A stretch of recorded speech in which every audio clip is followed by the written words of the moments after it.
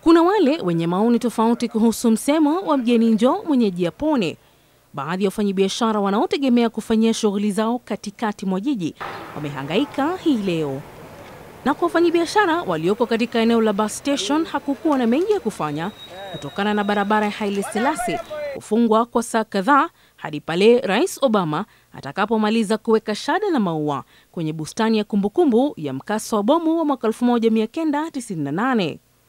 Na kwa wafanyabiashara hawa, kufungwa kwa duka hili kuliwatia kizungumkuti wasijue la kufanya. Bidhaa waliotarajia kuwasilisha hapa itasalia bila kupokelewa kutokana na hali ilivyo jijini.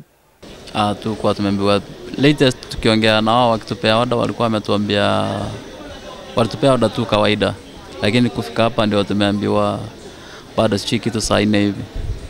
Lakini hamna tumaini. Hatujajua vile hatuna exact information but tumeambiwa tu watafungwa. Huku wengi wakikosa kufika katikati mwa jiji, pembeni baadhi ya wananchi wamekusanyika angalau kupata fursa ya kumuona kiongozi wa Marekani. Usalama nao umeimarishwa kote jijini.